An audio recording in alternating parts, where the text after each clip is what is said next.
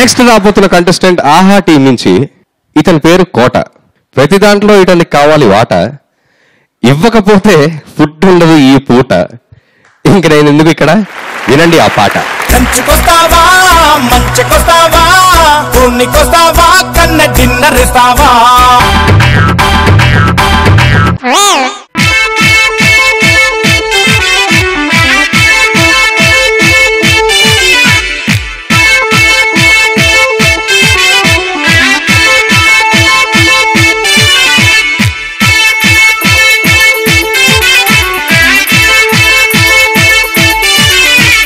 లంచమిస్తావా file తీస్తాను, note పడతావా tender ఇప్పించేస్తాను.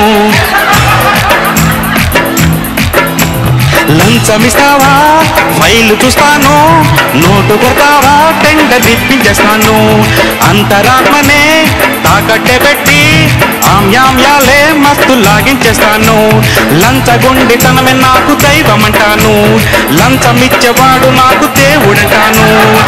పెళ్ళాం పిల్లలు ఉన్నోళ్ళైనా చాలే లేక దోచుకుంటాను. పెళ్ళాం పిల్లలు లేనోళ్ళైతే ఇహ మొత్తం నేల నాకించేస్తా. పెళ్ళాం పిల్లలు లేనోళ్ళైతే ఇహ మొత్తం నేల నాకించేస్తా. లంచమిస్తావా ఫైలు చూస్తాను, నోటు కొడతావా టెండర్ ఇప్పించేస్తాను.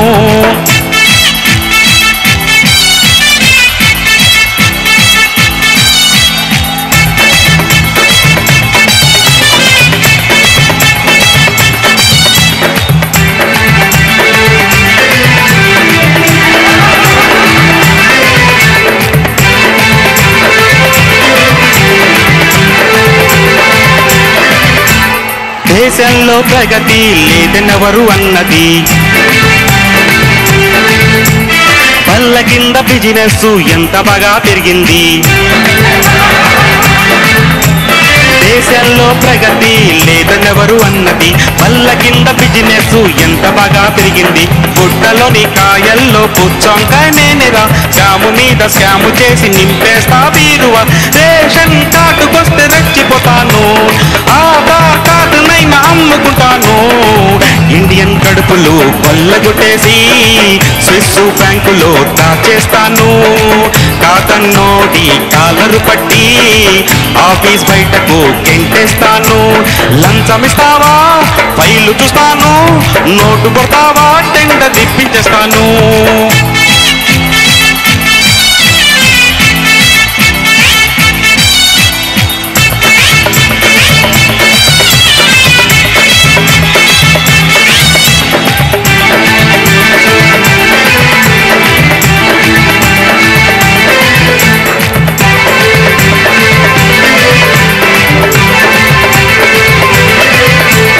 కట్నమిస్తే కొడుకు నమ్మే దేశంలో ఉండగా,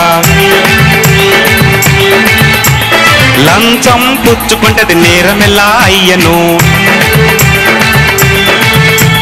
కట్నమిస్తే కొడుకు నమ్మే దేశంలో ఉండగా, లంచం పుచ్చుకుంటది నేరమెలా అయ్యను. నదేలేని ఊరులో నా బ్రెడ్డే కట్టానని, డ్రైవింగ్ అని వాళ్ళ కూడా లైసెన్స్ ఇచ్చానని. ఏసీబీ వాళ్ళు రైడుకొచ్చారు, సంకెళ్ళేసి తీసుకెళ్లారు. లంచం రోగం సోకిన వైనం, జైలులో నా కాలక్షేపం. బయటికొచ్చాక అదే పని, ఆఫీస్లో నా మనీ మనీ. లంచమిస్తావా ఫైలు చూస్తాను, నోటు కొడతావా టెండర్ ఇప్పించేస్తాను. సార్ చెప్పండి సార్, తన పెర్ఫార్మెన్స్ ఎలా ఉంది? నువ్వు అయితే చెప్తా నేను. అసలు నువ్వు అలా ఎందుకు తిరుగుతున్నావు? నువ్వు అసలు ముందు సార్ నువ్వు అట్లా ఎందుకు తిరుగుతున్నావు? ఆయన ఎందుకు తిరిగారు సార్? ఆయన ఎందుకు తిరిగాడు అంటే ఆయన ఏసీబీ వాళ్ళకి దొరకకుండా తిరుగుతున్నాడు ఆయన అట్లా. Exactly sir. నువ్వు కూడా ఆ ఎనర్జీ నాకు వచ్చేసింది ఏమిటో. ఆయన చూడండి, నువ్వేదో మంచివాడు అనుకుంటున్నావు. ఆయన గాలి తగిలితేనే మంచివాడికి నువ్వు ఇట్లా మారిపోయావంటే ఎంత పాపిష్టివాడు ఆలోచించు. అదో ఇప్పటికీ అక్కడే ఉన్నారు సార్. ఆ సర్కిల్ ఎక్కడ రావట్లేదు. అదే మేము అది కాదు, ఆయన భారతీయుడు అపరిచితుడు అంటే సినిమాలు చూడలేదు అనుకుంటా. జపాన్ వాళ్ళు ఈ మధ్యన ఏదో మనిషిలాగా అన్ని పనులు చేసేటువంటి ఒక మర మనిషిని చేశారనేది విన్నాం, రోబోట్ ని. తుఫాన్ లో ఆ రోబోట్ డాన్స్ చేస్తున్నట్టుగా ఉంది. అంటే మీరు చేసిన డాన్స్ మాత్రం ఎవరు చేయలేదండి. నిజంగా అంతసేపు ఎలా సార్? ఎందుకంటే దాంట్లో ఫుల్ ఆఫ్ ఇన్స్పిరేషన్ ఉంది, ఎనర్జీ ఉన్నది, లంచం తీసుకున్న ఆనందం ఉన్నది. ఎవడు చేస్తే ఏంటి, ఎవడు పట్టుకుంటే ఏంటి, మా అయితే జైల్లో పెడతారు, బయటకు వచ్చిన తర్వాత ఈ డబ్బు ఉంటుంది, హాయిగా బతికేస్తాము. కన్న కొడుకునే లంచం కోసం అమ్మేస్తున్న దేశంలో లంచం అనేది తప్పేమిటి? చాలా దిక్కుమాలిన సిద్ధాంతాలతో స్ట్రాంగ్ గా ఉన్నాడండి. కనుక అసలు చల్లం లేదు అసలు ఆ మనిషికి. ఒక బల్ల కింద తీసుకున్నా ఇంకో బల్ల కింద ఇవ్వక తప్పదు కాబట్టి ఇప్పుడు పద్ధతి అలా. అందుకని మీకు ఆ ధైర్యం అదనమాట. రాత్రికి ఆయనకి అరుపు పడుద్ది, ఏది నీ అబ్బారే.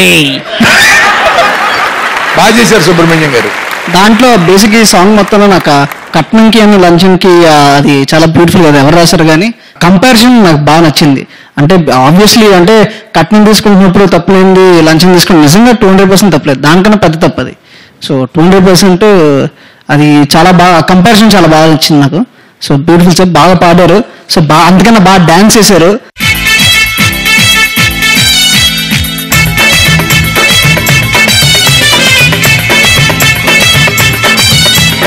Sir thank you sir. Thank you so much. Thank you.